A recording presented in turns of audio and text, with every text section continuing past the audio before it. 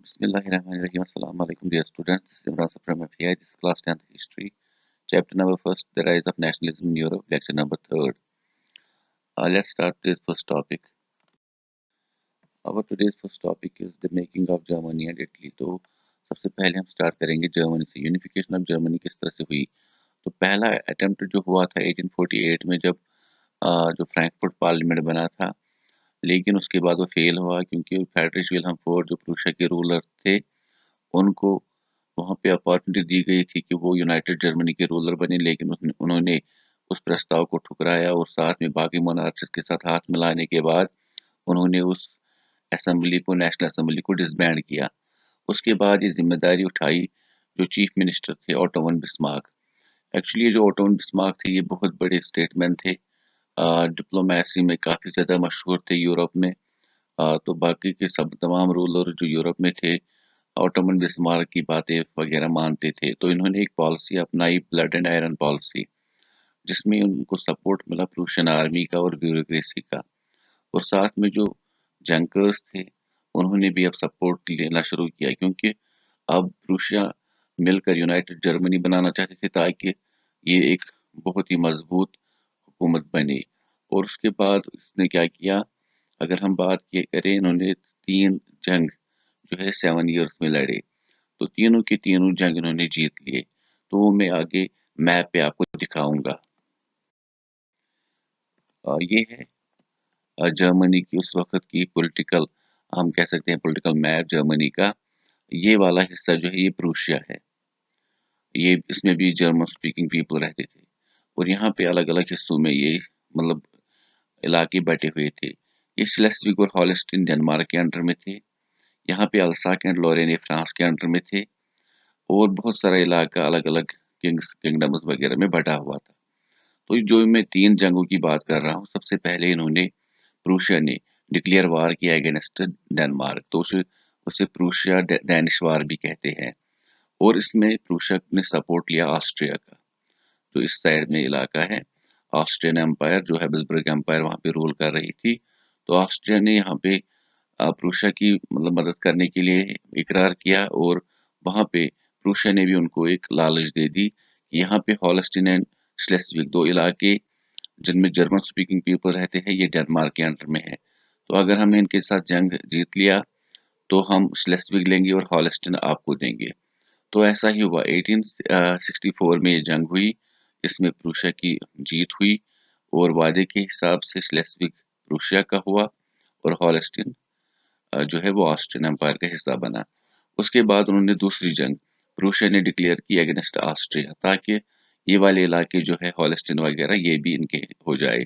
तो इसमें प्रूशिया ने सपोर्ट लिया फ्रांस का. तो ये जंग हुई 1864 में. और उसके बाद इन्होंने मिलकर ऑस्ट्रिया को हराया और उसके बाद हॉलस्टीन भी इनका हो गया. और ये वाले इलाके जो अलग अलग किंगडम्स के अंडर में थे, ये भी प्रूशिया के अंडर में चले गए. उसके बाद तीसरी जंग इन्होंने फ्रांस के साथ लड़ी, जो 1870 में हुई. उस वक्त फ्रांस के जो रूलर थे वो थे नेपोलियन थर्ड. तो यहाँ पे अल्साक एंड लॉरेन उस जंग की जीत के साथ ही इन्होंने हासिल किया. और बाकी इलाके भी यूनाइटेड जर्मनी का हिस्सा बने.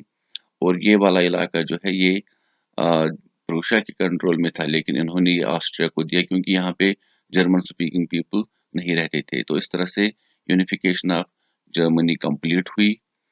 तो 3 जंगें जो हुई, जिसमें डेनिश के साथ एक जंग हुई, दूसरी हुई ऑस्ट्रिया के साथ, तीसरी हुई फ्रांस के साथ.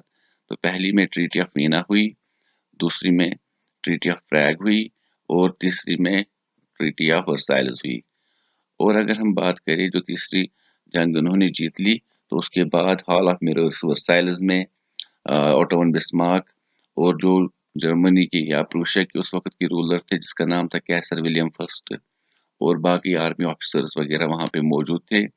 और उन्होंने अनहीटेड हॉल ऑफ मिरर्स में प्रूशियन किंग कैसर विलियम फर्स्ट को ताज पहनाया और उसको यूनाइटेड जर्मनी का रूलर घोषित किया. इस तरह से यूनिफिकेशन ऑफ जर्मनी कंप्लीट हुई. उसके बाद यूनिफिकेशन ऑफ इटली. अगर हम बात करें इटली, तो मैं ये भी आपको मैप पे समझाता हूँ. 1815 में किस तरह से थी. ये अलग-अलग 7 स्टेट्स में बटी हुई थी, जिनमें अलग-अलग डायनास्टीज़ या रूलर्स रूल कर रहे थे। जैसे कि यहाँ पे किंगडम ऑफ टू सिकलीज़, ये वाला इलाका जो है येलो का है, इसमें Bourbon dynasty of Spain rule कर रही थी। ये वाला इलाका जो है इसमें पैपल स्टेट्स को बोलते हैं, इसमें इंक्लूडिंग रोम भी था, इसमें पोप्स का रूल था। यहाँ पे ये जो इलाके हैं लोम्बार्डी एंड वेनेशिया, ये ऑस्ट्रिया के अंडर में था। और ये वाला इलाका जो है ये पेडमॉन्ट है और ये सर्डिनिया है। इस पर एक ही रूलर रूल कर रहा था। तो अगर हम बात करें 7 अलग-अलग स्टेट्स में बटा हुआ था। Only Sardinia's Piedmont was ruled by an Italian princely house. तो इसी पर इटालियन प्रिंसली हाउस रूल कर रहे थे, जिसका रूलर था विक्टर इमैनुअल सेकंड। अब विक्टर इमैनुअल सेकंड के अंडर में एक मेंबर था जो कि वहाँ के चीफ मिनिस्टर बाद में बने, जिसका नाम था काउंट कैमिलो डी केवर। कहा जाता है कि ना तो वो कोई डेमोक्रेट थे ना कोई रेवोल्यूशनरी थे।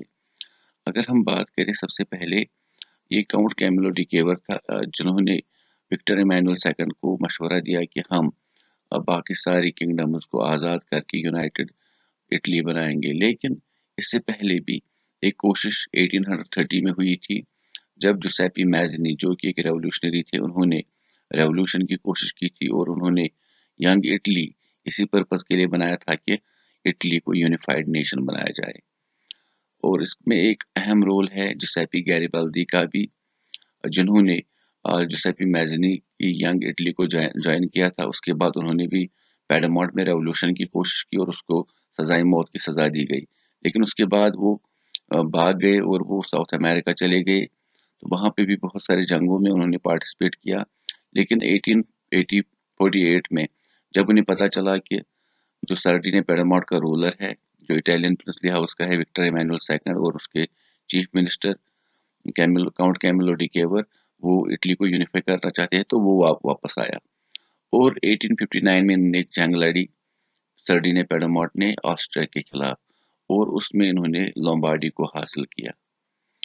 और उसके बाद ये जो जुसेपी गैरिबाल्दी थे, तो विक्टर इमैनुअल सेकंड और काउंट कैमिलो डी केवर ने उसे भेजा कि टू सिकलीज जाकर वो इन इलाकों को आज़ाद करे बोरबन डायनास्टी ऑफ स्पेन से। तो यहाँ पे वो 1000 मैन के साथ गए। उसकी आर्मी में सिर्फ 1000 मैन थे और उन सभी लोगों ने रेड शर्ट्स पहनी थी, तो उसको आर्मी ऑफ रेड शर्ट्स भी उनको कहते हैं। तो जुसेपी गैरिबाल्दी, जिनको कहा जाता है स्वॉर्ड ऑफ इटली, उन्होंने यहाँ पे लोगों को जमा किया, जो पीजेंट्स वगैरह थे, उनको समझाया कि हमें इस इलाके को आज़ाद करना है बोरबन डायनास्टी ऑफ स्पेन से। तो ये वो उसमें कामयाब भी हुए और उन्होंने डिक्लेयर किया कि मैं यहाँ का डिक्टेटर हूँ, but under the leadership of Victor Emmanuel second. तो इसका मतलब टू सिकलीज भी उसके उसी के साथ इनके अंडर में हो गए। तो हम बात करेंगे यहाँ पे 1861 में विक्टर इमैनुअल सेकंड को इटली का रूलर घोषित किया गया। लेकिन उस वक्त उनके पास सर्डिनिया पेडमॉन्ट था, टू सिकलीज थे और साथ में लोम्बार्डी। और उसके बाद उन्होंने ये फ्लोरेंस वाला हिस्सा भी कैप्चर कर लिया और फ्लोरेंस को उन्होंने अपनी कैपिटल बनाया। उसके बाद जो जुसेपी गैरिबाल्दी थे, जिन्होंने टू सिकलीज को कवर किया था, वो पैपल स्टेट्स के अंडर में घुसने की उन्होंने कोशिश की, लेकिन वहाँ पे जो पोप की फौज थी उनसे उन्होंने हारा। लेकिन यहाँ पे पोप की फौज के साथ साथ यहाँ पे फ्रेंच आर्मी भी जो पैपल स्टेट वगैरह है इनकी रक्षा के लिए तैनात थी। उसके बाद हम पहुंचते हैं जर्मन यूनिफिकेशन के कुछ वार्स की तरफ। आपको पता ही होगा कि जो दूसरी जंग हुई थी जर्मन यूनिफिकेशन की 1866 में, जिसमें प्रूशिया और ऑस्ट्रिया के बीच में जंग हुई, तो उसमें ऑस्ट्रिया ऑस्ट्रिया और प्रूशिया के दरमियान जब ये जंग हुई, तो उसमें प्रूशिया की मदद की थी फ्रांस ने। तो फ्रांस की आर्मी और जो प्रूशिया की आर्मी थी, तो वो वेनिशिया में एंटर हुई और वेनिशिया में उन्होंने फिर यहाँ पे प्लेबिसाइड कराया ताकि लोग अपनी राय रख सके कि वो किनके साथ रहना चाहते हैं। तो वहाँ पे लोगों ने कहा कि हम यूनाइटेड इटली के साथ रहना चाहते हैं और टस्कनी भी उनके अंडर में चली गई। उसके बाद सिर्फ पैपल स्टेट्स रही। उसके बाद हम थर्ड जंग जो हुई थी यूनिफिकेशन जर्मनी की, जो प्रूशिया और फ्रांस के दरमियान हुई थी। तो उस वक्त फ्रांस को फौज की जरूरत पड़ी, तो उन्होंने पैपल स्टेट से अपनी फौज निकाली और उस जंग में सर्व की, और इस तरह से सर्डिनिया पेडमॉन्ट या इटली की फौज पैपल स्टेट्स में एंटर हुई। और उसके बाद उन्होंने यूनिफिकेशन कंप्लीट की और रोम को उन्होंने अपनी कैपिटल बनाया। इस तरह से ये सारी सातों की सातों स्टेट्स आज़ाद हो गई और इनका एक ही रूलर बना, विक्टर इमैनुअल सेकंड, जो कि यूनाइटेड इटली का रूलर बना। तो इसके बाद स्ट्रेंज केस ऑफ ब्रिटेन। तो ब्रिटेन की बात अगर हम करें तो यहाँ पे भी मैप से समझाना आपके लिए आसान होगा। पे हम बात करेंगे, ये जो 4 आइलैंड्स है, ये इंग्लैंड है, ये वेल्स है, ये स्कॉटलैंड है और ये आयरलैंड है। अगर हम बात करें सबसे पहले इंग्लैंड ने एग्रीकल्चर रेवोल्यूशन हासिल की, उसके बाद इंडस्ट्रियल रेवोल्यूशन भी इंग्लैंड से ही शुरू हुई। तो पहले से ही ये जो है समंदर के किनारे पर इसकी बहुत सारे जो हम कह सकते हैं जो नेवी वगैरह थी इनकी बहुत ज़्यादा मजबूत थी, क्योंकि साहिली इलाके थे इनके पास। और साथ में जब इंडस्ट्रियल रेवोल्यूशन इन्होंने किया तो उसके लिए रॉ मटेरियल ढूंढने के लिए दूसरे इलाकों में गए और दिन ब दिन इनकी ताकत बढ़ती गई। अब ये जो 4 आइलैंड्स थे, चारों आइलैंड्स पे यहाँ पे इंग्लिश कल्चर था, यहाँ पे वेल्श कल्चर, यहाँ पे स्कॉटिश और यहाँ पे आयरिश कल्चर। अब चारों के चारों कल्चर्स डिफरेंट थे, इनकी लैंग्वेजेस डिफरेंट थी, इनके रूलर्स डिफरेंट थे और इनके कस्टम्स वगैरह भी डिफरेंट थे। अब इंग्लैंड ने वेल्स को 1535 में ही अपने अंडर कर लिया था, इन पर अपनी डोमिनेंस हासिल की थी। उसके बाद इंग्लिश पार्लियामेंट ने और एक लॉ पास किया जो कि उन्होंने 1707 में किया, जिसके तहत उन्होंने स्कॉटलैंड को अपने अंडर में कर लिया।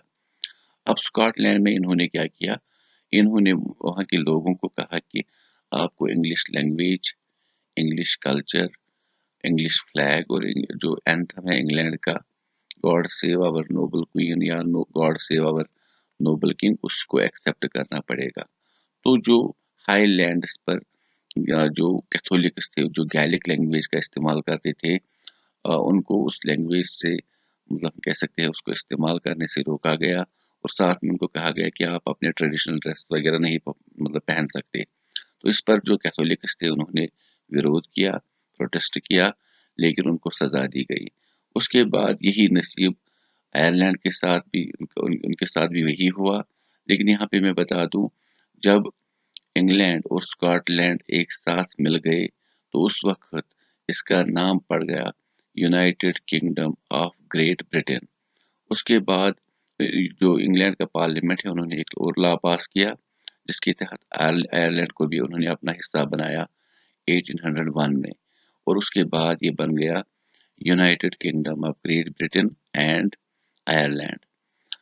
और उसके बाद अगर हम बात करें यहाँ पे ये सारी जो जगह थी आयरलैंड, स्कॉटलैंड, तो इन लोगों के ये जो लोग थे वो आज़ादी की जदोजहद करते रहे। तो आयरलैंड की बात यहाँ पे करते हैं। आयरलैंड में 1898 में वॉल्फस्टोन एक आयरिश मतलब हम कह सकते हैं रेवोल्यूशनरी था, जिन्होंने बहुत सारे लोगों को अपने साथ मिलाकर ब्रिटिशर्स के खिलाफ रेवोल्यूशन करने की कोशिश की, लेकिन उसको क्रैश किया गया।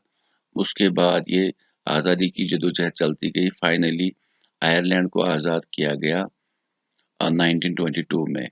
लेकिन यहाँ पे मसला रहा नॉर्दर्न आयरलैंड का, जहाँ पे कैथोलिक्स मेजॉरिटी में रहते थे और प्रोटेस्टेंट्स मेजॉरिटी में रहते थे और कैथोलिक्स माइनॉरिटी में। तो आयर जो इंग्लैंड है ये हमेशा प्रोटेस्टेंट्स को सपोर्ट करता था, क्योंकि इंग्लैंड के लोग चुपचाप इंग्लैंड को मानते हैं। तो ये वो प्रोटेस्टेंट्स वगैरह वाले जो लोग हैं उन्हीं को मानते हैं। तो यहाँ पे जब काफ़ी ज़्यादा बहुत बड़ा सिविल वार हुआ, जिसकी वजह से फिर बहुत सारी ट्रीटीज भी हुई। फाइनली 1990s में एक ट्रीटी हुई जिसके तहत नॉर्दर्न आयरलैंड इंग्लैंड का हिस्सा बना। तो अब United kingdom of great Britain and northern Ireland इसका पूरा नाम है। और उसके बाद फाइनली स्कॉटलैंड और वेल्स 1998 में अलग कंट्रीज का दर्जा हासिल करने में कामयाब हुए। तो उसके अलावा हमारे पास और एक टॉपिक है, विजुअलाइजिंग द नेशन। तो बहुत सारे आर्टिस्ट्स जो 18th सेंचुरी में यूरोपियन कंट्रीज में थे, जिन्होंने सोचा कि हम कोई कोई ऐसी चीज़ बनाएंगे जो हमारी नेशन को कंक्रीट फॉर्म देंगी, एक एब्स्ट्रैक्ट आइडिया को कंक्रीट फॉर्म देंगी। जैसे कि एलिगरीज के बारे में आप सभी ने सुना होगा। तो फीमेल एलिगरीज को बनाया गया जो कि रिपब्लिक, जस्टिस या हम कह सकते हैं लिबर्टी वगैरह को पर्सनिफाई करे। जैसे कि हम जब किसी कोर्ट वगैरह में देखते हैं तो वहाँ पे एक फीमेल स्टैचू होता है जिसकी आंखों में ब्लाइंड फोल्ड होता है और हाथों में तराजू होती है। तो वो फीमेल फिगर जस्टिस को रिप्रेजेंट करती है, सिंबलाइज करती है। इसी तरह से स्टैचू ऑफ लिबर्टी के बारे में पहले ही हमने कहा है। लेकिन ये जो इन्होंने मतलब हम कैसे स्टैचूज बनाए, ये रिप्रेजेंट करती थी नेशंस को।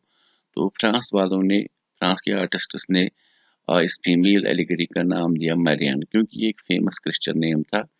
और उसके फीचर्स ये रखे गए, उसके पास एक ट्राई कलर फ्लैग जो उस कंट्री का है, उसके सर पर लाल टोपी, रेड कैप जो मतलब सिंबलाइज करती है लिबर्टी, और कोकेड। कोकेड एक गोल ब्रूट जैसा होता था जिसमें तीनों कलर्स के फ्लैग के होते थे। तो इस तरह की मूर्तियां पब्लिक स्क्वायर्स में इरेक्ट की गई, करेंसी स्टैंप्स वगैरह पर भी वहाँ पे मतलब मार्क की गई। और इसके अलावा इसको काफ़ी ज़्यादा रिस्पेक्ट वहाँ फ्रांस के लोग देने लगे, क्योंकि ये फ्रेंच नेशन को रिप्रेजेंट करती थी।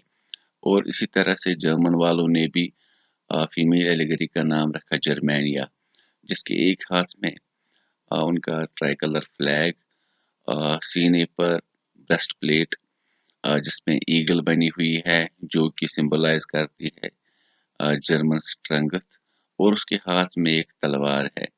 उसके इर्द गिर्द में ऑलिव ब्रांचेस है जो रिप्रेजेंट करते हैं कि ये शी इज विलिंग टू, या Germany is willing for piece. अगर उनके हाथ में, सॉरी, जो ये तलवार होती है उसमें ऑलिव ब्रांचेस नहीं होंगे तो वो वहां पे दर्शाती है कि जर्मनी इज रेडी फॉर वार। तो ये फीमेल एलिगरीज का दौर काफी मशहूर हुआ और इनकी काफी ज्यादा हम कह सकते हैं रेस्पेक्ट करने लगे लोग। अलावा नेशनलिज्म एंड इंपीरियलिज्म, आप सबको पता है नेशनलिज्म क्या होता है, मतलब पैट्रियोटिक फीलिंग वगैरह अपनी कंट्री के लिए। और इंपीरियलिज्म एक पुराना कंसेप्ट है जिसमें जब एक टेरिटरी पावरफुल बन जाती है तो वो दूसरी टेरिटरीज पर, जो कमजोर टेरिटरीज होती है, उनको इकोनॉमिकली, पॉलिटिकली एक्सप्लॉइट करती है, उन पर कब्जा करती है। तो 19th सेंचुरी में भी यही दौर हुआ कि सभी कंट्रीज ने सोचा क्यों ना हम दूसरे कंट्रीज से ज्यादा पावरफुल बने, ज्यादा ताकतवर बने। तो यहाँ पर हम एक रीजन की बात करेंगे जिनको बालकन्स बोलते हैं।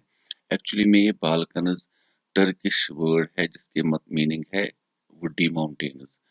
तो साउदर्न यूरोप में बहुत सारी कंट्रीज है आजकल, जिनको Romania, Bulgaria, Albania, Greece, Macedonia, Croatia, Bosnia Herzegovina, Slovenia, Serbia, Montenegro कहते हैं। इनमें से ये सभी कंट्रीज ऑटोमन टर्की के अंडर में थी। लेट 19th सेंचुरी में जब ऑटोमन टर्की वीक पड़ी तो उन्हें सिक मैन ऑफ यूरोप कहा जाने लगा। इनमें से ग्रीस पहले ही आज़ाद हो चुकी थी 1832 में ट्रीटी ऑफ कॉन्स्टेंटिनोपल की वजह से। लेकिन बाकी टेरिटरीज जो लेट 19th सेंचुरी में ऑटोमन टर्की कमज़ोर हुई उसकी वजह से ये सारी की सारी टेरिटरीज आज़ाद हुई और इन्होंने अपनी अलग अलग कंट्रीज बनाई। लेकिन इनके बीच में जेलसी बढ़ने लगी। ये काफ़ी एक बहुत बड़ा एक्सप्लोजिव साबित हुआ पूरे यूरोप के लिए। ये एक दूसरे की टेरिटरीज को खाना चाहती थी ताकि वो एक दूसरे से मजबूत बने और ये बिग पावर राइवलरी का हिस्सा भी बने, क्योंकि इनकी जो जियोग्राफी है, ये जहाँ पे वाक़ा है वहाँ पे मेडिटेरियन सी भी वाक़ा है। तो जो भी बिग पावर जैसे कि रशिया, ब्रिटेन, फ्रांस या ऑस्ट्रिया इन कंट्रीज पर मतलब हुकूमत करती तो उसके अंडर में मेडिटेरियन सी के साथ साथ नॉर्थ अफ्रीका और जो वेस्टर्न एशिया है उस पर भी कंट्रोल आता। और उसके बाद क्या हुआ कि हम कह सकते हैं कि सर्बिया को ऑस्ट्रिया अपने अंडर में करना चाहता था और सर्बिया के एक आदमी ने ऑस्ट्रिया के प्रिंस आर्चड्यूक फर्डिनांड का कत्ल किया। उसकी वजह से सर्बिया और ऑस्ट्रिया में जंग छिड़ गई। सर्बिया के सपोर्ट में ब्रिटेन, रशिया, फिर फ्रांस आया और दूसरी तरफ ऑस्ट्रिया के सपोर्ट में टर्की और जर्मनी आया, जिसकी वजह से फिर फर्स्ट वर्ल्ड वार हुआ। तो यहाँ पे ये जो एक वक़्त था जिसमें ये प्रॉब्लम्स हुई। बाल्कन्स एक ऐसा एरिया बना जहाँ पे इंटेंस कॉन्फ्लिक्ट हुआ, जिसकी वजह से फिर फर्स्ट वर्ल्ड वॉर भी हुआ। और उसके बाद जब फर्स्ट वर्ल्ड वॉर ख़त्म हुआ तो इन बहुत सारी कंट्रीज़ ने मिलकर एक ही कंट्री बनाई, यूगोस्लाविया, और जिसकी कैपिटल बेलग्रेड को रखा गया। लेकिन वो भी 1992 में फिर से डिसइंटीग्रेट हुई और ये सारी कंट्रीज़ फिर से एक बार अलग-अलग हो गई। तो इंशाल्लाह ये चैप्टर इसी के साथ कंप्लीट होता है। तो अगली वीडियो के साथ फिर से आपके सामने हाज़िर होंगे, तब तक के लिए स्टे सेफ, फ़ी अमान अल्लाह।